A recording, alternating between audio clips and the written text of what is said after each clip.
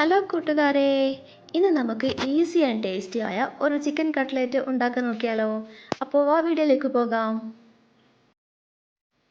അതിനായി ഞാനിവിടെ 2 medium size potato തൊലി കളഞ്ഞ് 4 പീസായി കട്ട് ചെയ്തതും കുറച്ച് ബോൺലെസ് ചിക്കനും കൂടി ഒരു കുക്കറിൽ ഇട്ടിട്ട് അതിലേക്ക് കുറച്ച് മഞ്ഞൾപ്പൊടിയും കുറച്ച് ഉപ്പും കൂടി ചേർത്ത് ആവശ്യത്തിന് വെള്ളവും കൂടി ചേർത്ത് നമുക്കൊന്ന് പ്രഷർ കുക്കർ ചെയ്തെടുക്കാം. 3-4 വിസിൽ കൊണ്ട് തന്നെ ചിക്കനും പൊട്ടറ്റോയും നന്നായി വെന്ത് കിട്ടുന്നതായിരിക്കും. അതിനുശേഷം നമുക്കതൊന്ന് ഉടച്ചെടുക്കണം.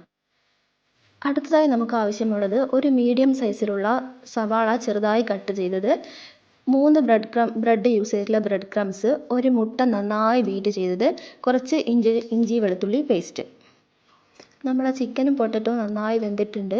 ആ വെന്ത ചിക്കനും പൊട്ടറ്റോയും നമുക്ക് പൊട്ടറ്റോ മാഷ് ചെയ്തെടുക്കണം. ചിക്കനെ ചെറുതായി ചോപ്പ് എടുത്ത് മാറ്റി വെക്കുക.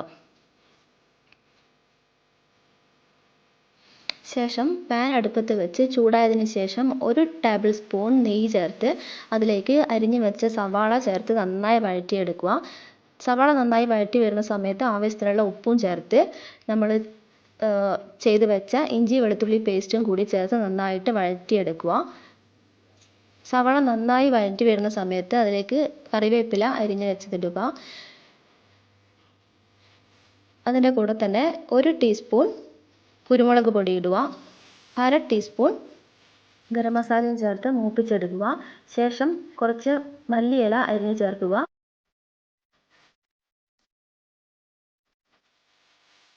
അതിനുശേഷം ചിക്കനും പൊട്ടറ്റോയും ചേർത്ത് നന്നായി മിക്സ് ചെയ്തെടുക്കുക.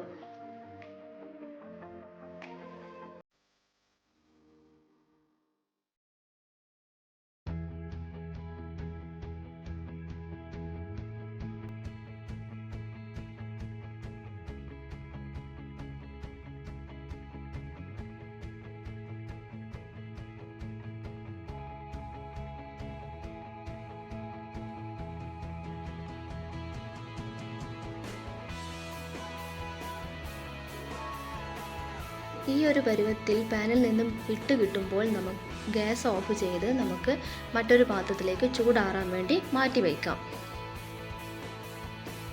ചൂടാറിയ ശേഷം ചെറിയ ഉരുളകളായി എടുത്ത് കയ്യിൽ വെച്ച് പരത്തി നിങ്ങൾക്ക് ഇഷ്ടമുള്ള ഷേപ്പിൽ എല്ലാം ഷേപ്പ് ചെയ്തെടുക്കാം.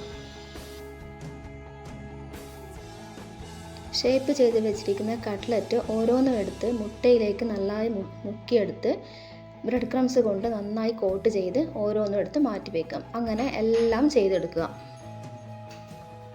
കട്ട്ലറ്റ് ഡീപ്പ് ഫ്രൈ ചെയ്യേണ്ട ആവശ്യമില്ല, ഷാലോ ഫ്രൈ ചെയ്താലും മതി. ഷാലോ ഫ്രൈ ചെയ്യാനുള്ള ഓയിൽ പാനിലേക്ക് ഒഴിച്ച് ചൂടായതിന് ശേഷം ഓരോ കട്ട്ലറ്റും അതിലേക്ക് എടുത്ത് വെച്ച് നന്നായി 2 വശവും മുരിച്ചെടുക്കുക.